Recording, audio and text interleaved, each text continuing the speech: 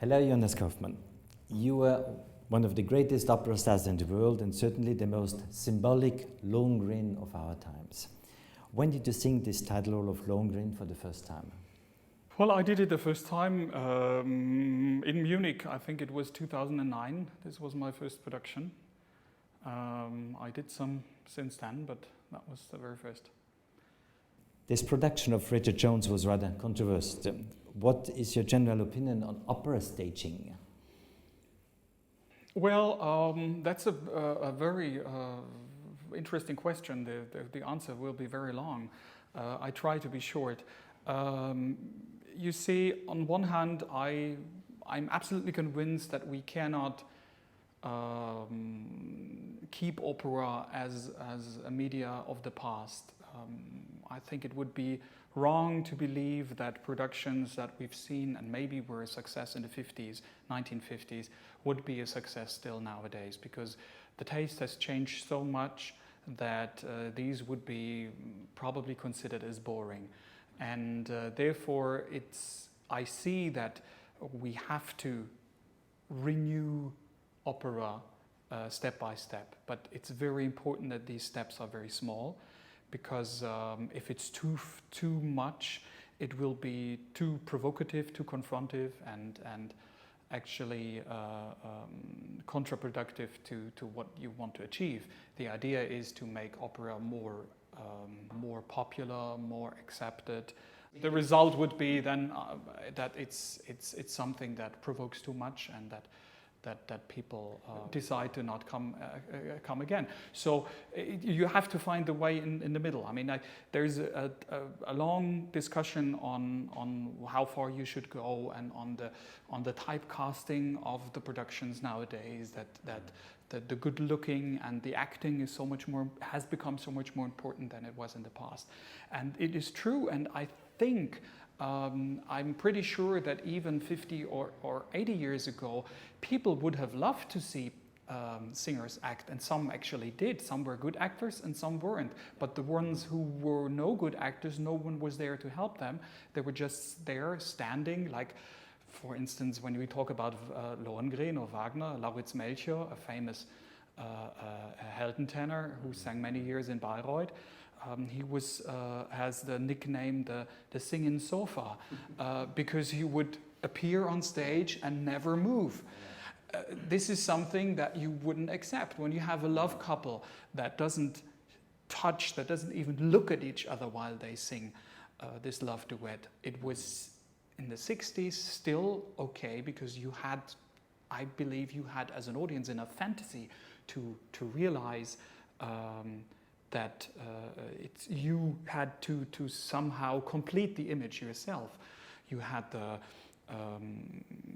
opera house, you had the lights, you had the staging, you had the costumes, you had the orchestra, you had the beautiful voices, and your fantasy did the rest, and he combined it to a movie and this step into reality, or in virtual reality, has become much more difficult for us, because we are getting served every day perfect images, whether it is in the movie theaters, or it is in the internet, or it is in video games, or in television, or whatever we do. So many hours a day, we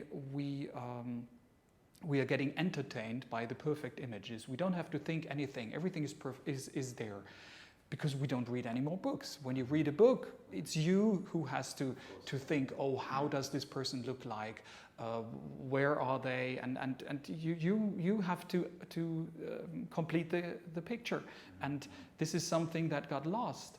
And therefore, we have to help the audience in getting closer and closer to reality, for them to make it easier to complete the story. And that's probably the reason why we try to have more acting singers, while we have more couples that are good looking and are a match, so that it makes it easier for an audience to believe a love story, for instance. I mean, directing of actors, of course, there's a tremendous step has been done in the last years. It's definitely true, and this was missing in opera. This definitely there. but certain provocative productions. I mean, I think the step is the difficult step. Of course. I mean, I always say this was the positive side. That's why I described in a positive way why we need to renew opera, or why we have to do it, to try out new things over and over again. But now the negative side is, if someone directs an opera only for his personal best, meaning either to provoke a scandal, to become famous, because no matter if it's a positive or negative headline, you are in the newspaper, or to, instead of going to a psychologist, trying to sort out his relationship to his mother or his father or whatever, that's not what we want to see. And what people forget there is that opera is part of the so-called entertainment industry, and we are still there to entertain. And entertaining doesn't mean to shock people and make them never come back. And one more very important aspect, we have a text. We have, most of the times it's not the composer. We talk about Lohengrin now. In this case, it's one of the rare occasions where the composer actually is also the text writer. Usually you have a text, you have a story, maybe even a novel, a romance or something that this opera is based on. And then you have already a first interpretation, meaning by the composer. The composer writes the music according to his film, his inner interpretation, his ideas, his emotions, his feelings on what should happen in that moment. And if you as a director turn everything upside down, it might be something completely new and an interesting aspect, but what happens then is the music doesn't fit anymore. And the musical impact and the musical magic gets lost. And this is really not what we want. Definitely. Are you somehow talking about your experience in Bayreuth? I have to say no, because I've worked with many directors now, and I've worked with directors who have a very good idea of what they want to do, and who are with great knowledge, with knowledge to the background information, to the piece itself, to everything, and still have an idea and an interesting idea to make it different, without at least trying to not destroy the piece and not tell the story in a completely different way, so that the idea of each scene is still somehow the same. And then you have directors who have no clue. You come to the rehearsal and they say, can you sing this scene once for me so that I know how it sounds? So then they start to think, and they fool around and they do terrible things only because they have to do something. And definitely Hans Neuenfels is not one of the last, but he's one who is extremely intelligent. And if he wants to provoke, he does it in a very thoughtful way. And the very good thing of this production you mentioned, the so-called rat production, because the chorus were rats in the laboratory, is that almost everybody who saw this production has its own interpretation on it. Yeah. Everybody sees it in a different way. Oh, is this a new idea of talking about the Third Reich, the Nazi thing? Oh, no, it's actually something about... So everyone has something else. And this is fantastic because it makes people think of the opera. It's not only entertainment, it's not only leaning back, but it's also something for you to take home and think about. And there are other productions where you would wish you could delete the film you've just seen, to not be too aggressive about this anymore, but definitely not because it makes you think. So, but coming back to Richard Jones, the Munich production of 2009, I have to say also there I wasn't convinced about everything. Obviously, it's not a traditional production. It's a story of the Messiah maybe, who comes from outer space, and who creates a new religion that you can see at the very end. Everybody's wearing the exact same outfit that Lohengrin had when he came, so a reference on several religious communities, and it's also that he's a carpenter, so of course then you have Jesus Christ there, and so there are many references. So it's also not something that just came out of the blue. But still, when you do a production, an opera, a role for the first time, it helps really when you do it once for real, like it's meant to be. And then you can, whenever you do something and you are in total misery and everything doesn't fit, but still you keep inside your reference on that. And you know where to go and what to do and how to keep your character in the right shape. And of course, when you do a production for the first time and it is something far, far away from what you've imagined as a child that this opera might be, it's much more difficult. But there are some very positive aspects in that. For instance, Lohengrin is, to me, not so much, let's say, the hero, the hellish hero knight that comes with a shield and sword and everything is not what interests me, and obviously also not what interests Wagner. What I'm interested in is the human being behind this mask, and so is Wagner, because what would you do when you want to introduce a hero to the crowd? You let him appear in glory and let him sing some heroic phrases. And what does Wagner do? He appears, he turns around, and he talks to a swan. And this is absolutely the contrary of what you would expect. So also here, you see first him talking to an animal, cozying him, saying goodbye, and in a very, like someone talks to a child in a very soft way.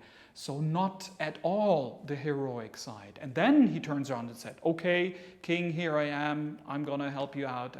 But you can see already there that Wagner also was on search for something more than only the typical Lohengrin saga.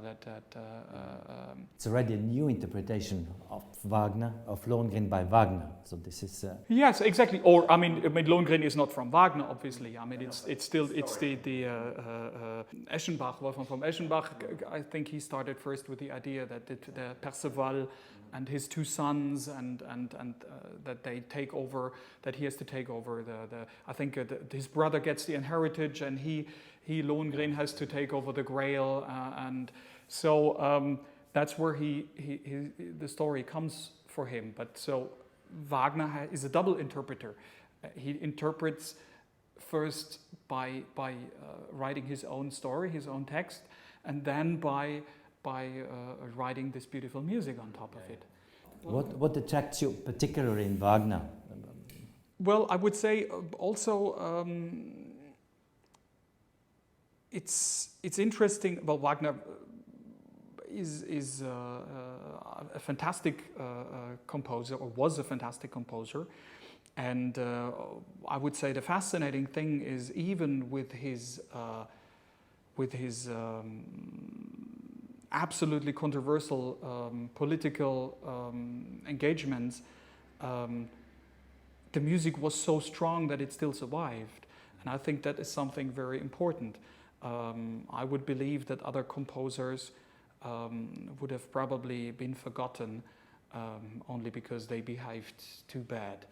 And in this case, nothing could be strong enough to destroy the beauty of this music. And he was the perfectionist, I would say, under the composers. He would work years and years on things and put it away and come back years later to work on it again because he wasn't sure whether he could finish it. And some operas are, you have the impression, are more out of the moment, and some others are extremely rational, planned, like Passival is, for instance, one that is, there's no chord too much, everything sits in the right place. What, in your opinion, is the place of Lohengrin in the general works of Wagner? It's, even he said it himself, it's the most Italian opera of all of his works.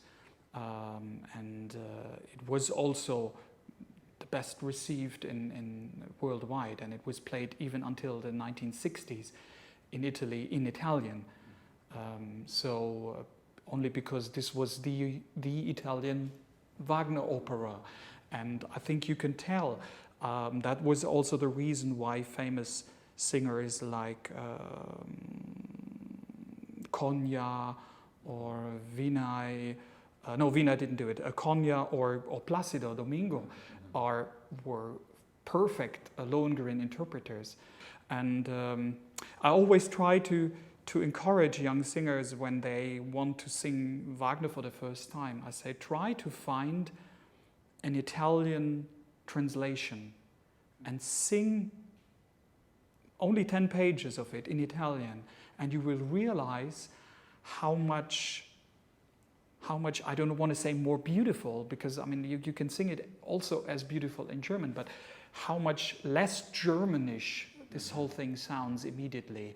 In other words, we always have the idea that, the wrong idea probably, that a German opera has to sound very stiff and very strict and always in metrum, and the consonants have to be spit, and so you're losing the line, you're losing the legato, you're losing the long phrases, and as soon as you change the language, you immediately have the impression you're in an Italian opera. It flows much better, and you have to keep this flow even when you sing it in German. Do you have a preferred scene in Lohengrin? Pooh.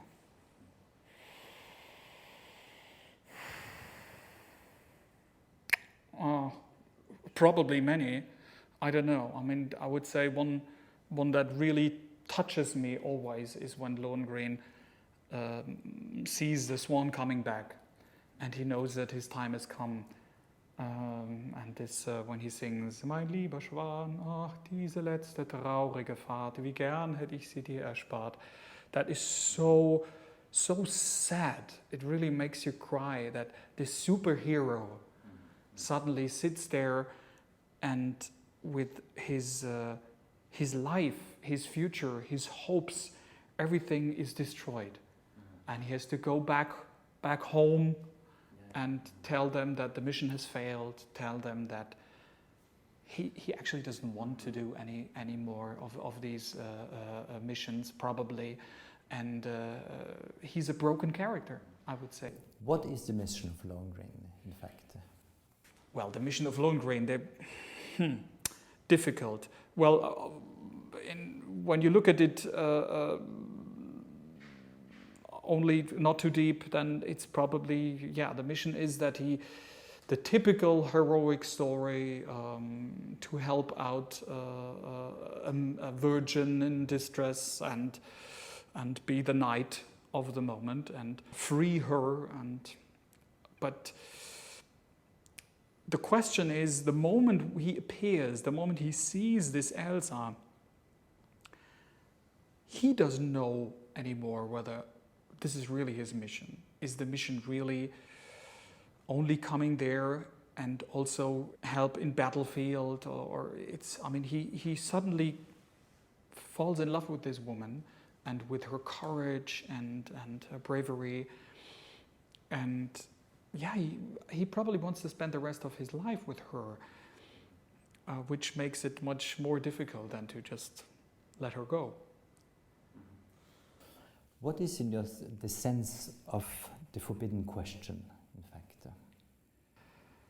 Well, the sense of the forbidden question is very difficult to answer. I mean, it's kind of a leitmotif for Wagner. I mean, in many other, it's Elisabeth has a forbidden question, Senta has a forbidden question.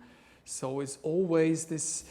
There's a deeper sense of the yes, forbidden question. I mean, I don't know whether this was something that he had in his personal relationship to his parents or whatever, that where this came from. That this is something he liked very much. But of course it's a symbolic thing, and it's to trust somebody completely without questioning. That's what we probably call it today. The tragedy is not so much that Elsa actually asks the forbidden question, who he is and where he comes from. The tragedy I see is that he knows exactly that it's his fault that she asks him the question. Because when you read the text in the third act, in the Brautgemach, he is so much showing off about his past and where he comes from, and that he comes from glory, and he's given up all of that, and she has to substitute all the things that he has given up with her love now. That puts so much pressure on this girl.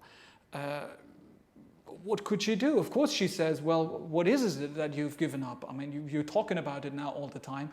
Just tell me. And also, it might also be a physical attraction that he sees to this girl, that he is really longing for her so much that she, in her misery, in panicking probably, talks to him, asks him the question in order to I don't want to say get rid of him. I'm sure that she also loves him, but it's always, I mean, it's this famous thing, the first night in bed, alone in the bedroom, and of course she's nervous, and he doesn't help her relax. He even stresses her more, and then out of that, she wants, instead of to go into bed with him, she wants to sit on the edge and talk about where you're coming from, who are your parents, and natural stuff. Might this be the real desire of Lohengrin, in fact? I think so. I'm pretty convinced. I said at the beginning that I was from the very beginning looking for the human side in Lohengrin. And you can very clear divide the part always into two different types, also of singing. Whether it's the accusation in third act, or whether it's a confrontation with Telramund in first act, all those, or when he talks to the king, it's always the public speech of a hero. Als Streitgenoss bin ich nicht hergekommen, als Kläger sei ich jetzt von euch vernommen. And then as soon as he talks to her, the music changes, the character changes, everything is different, and he is much more sensitive. And I asked myself when I started to work on the part, I asked myself, how am I going to achieve to sing the phrase, Elsa, I love you, after 3 minutes, more or less. Maybe it's more, but I mean, it's like, he hasn't seen her before. She has seen him before. She tells always that in her dreams he appeared already. So she's totally ready. She's, oh, here you are, fine, let's go. And for him it's completely new. And to sing this phrase credible and not as part of the plan. In other words, you know, you have this master plan, your mission says, go there, make this girl love you, marry her, save the country, come home. So then part of the plan would also be, you know what, I love you, and look deep in her eyes, and then she will fall in love with you. I hated the idea that this would be a trap and not real feelings. And to make this happen, it's very difficult, and you have to show the private and the public person.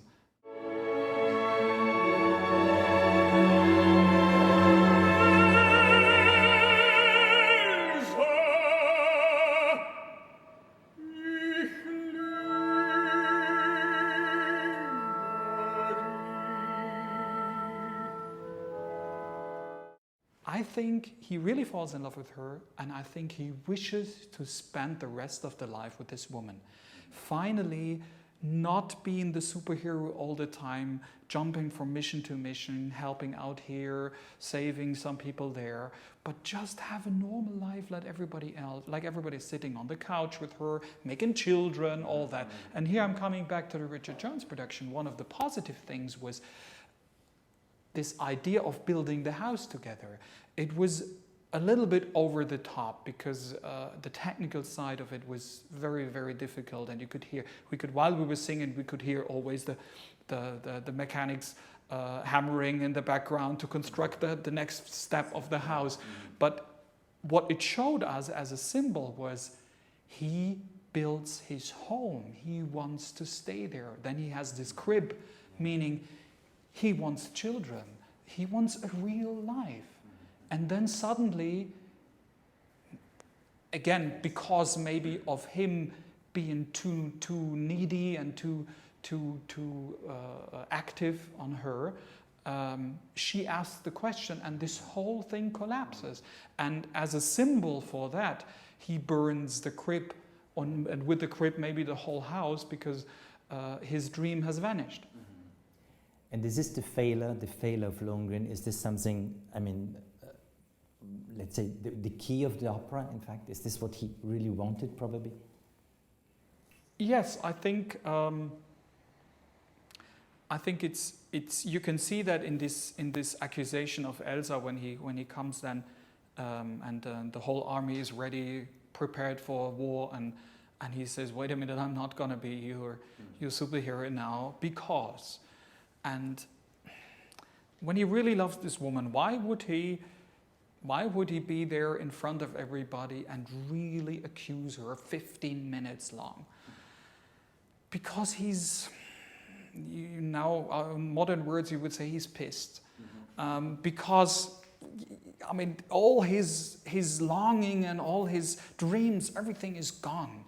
And that's why he is so aggressive and destructive, self-destructive even, and this whole, the phrases, everything he sings there is so strong and so sharp, and there's no feeling for her, nothing, no mercy. It just goes straight through until the moment where he then has to reveal where he comes from. And then he's very soft and very, very fragile, because he sees we are getting to the end and the last minute, and it's also done dramaturgically in a brilliant way that probably almost the last word is his name. So he tells and tells and tells and tells, and it builds up and builds up and builds up, and then finally he says it, and then the whole community then is in distress. And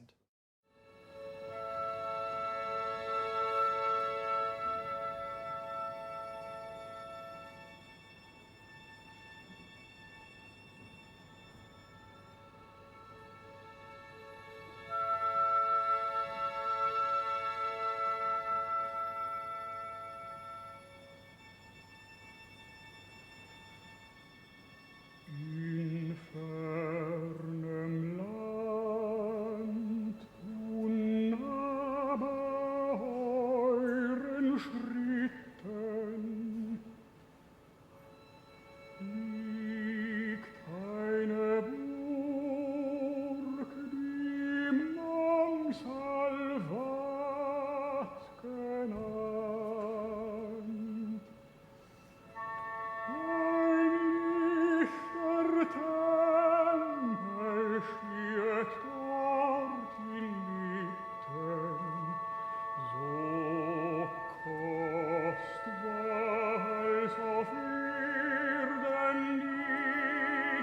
bekannt. Drin ein Gefäß von wundertätigem Segen wird dort als höchstes Heiligtum bewacht. Es ward das Sein der Menschen reinste Fliehen herab von einer Engelschar gebracht.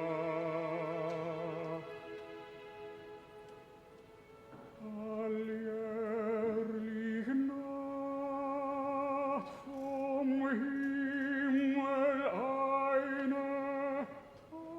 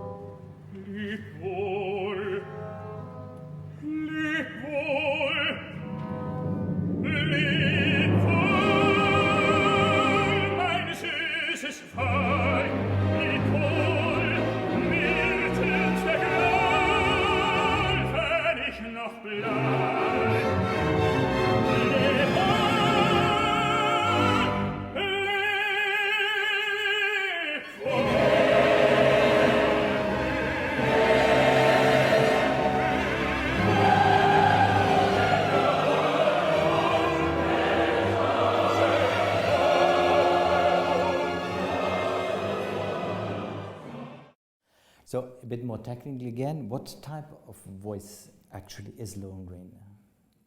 I would say in Italian lirico spinto, because you need, or I believe you need at least as many soft notes as you need heroic notes in it. The first scene with Elsa, the beginning of the third act, the aria, the farewell of the swan. All these things are soft moments. Why? Because he doesn't want to be a hero in these moments. He just wants to be himself, and therefore you need. And Italian. Why Italian? Well, because I think you need, especially in Lohengrin, you need a lot of legato, a lot of bel canto, and it has to be beautiful almost all the time. And that's, I think, with an Italian voice, easier to achieve. Last question, in a few words, how far will you go in the repertoire of Wagner? That means in the characters of the Wagner operas. Well, the idea is that one day I will have done them all, but the question is when it's wise to do that. So far, I've only done four lighter big parts, meaning Lohengrin and Parsifal and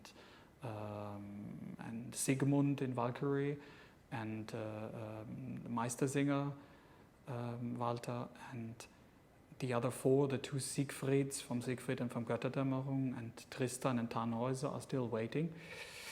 And they will have to wait some more years. I don't know which part I will then take on. The Siegfrieds are very tough and difficult, even though they are not that long, but still it's quite a lot to sing. And Tristan, it's the third act that is endless. I mean, 45 minutes alone on stage, and it's a psychological prototype scene. I mean, it's fantastic how he describes his psychological state, and but it's very difficult. So I probably will start with a concert version of the second act of Tristan, let's say, and then maybe some Tannhäuser excerpts, and so getting closer and closer to these parts, but not in the next 5 years, that's for sure. Well, you have some time. Just the last question. To finish, you're going to sing in New York, Parsifal next year? Yes. In the production of François Girard. Mm-hmm. Have you seen this production? I have seen a video of the production. Unfortunately, due to technical reasons, the opening night was postponed in Lyon. That's why I wasn't able to see the opening night.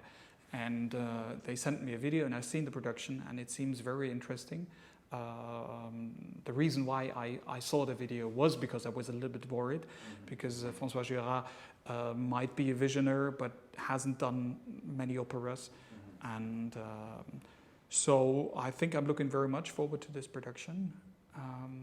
And it's René Pape, it's Daniele Gatti conducting, so it should be a lot of fun. A lot of blood. Yeah, a lot of blood. That is true. But it's, I mean, since the whole thing is about this wound, this never closing wound, I can see why you have lots of blood on stage, and the idea of the maidens all in white who then drop into the blood and get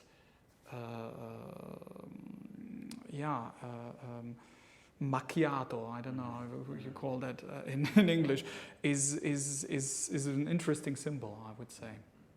So we're looking forward to it. Well, 1,000 thanks, Jonas, for these very precious words and conversation. Thank you very much. My pleasure. Thank you.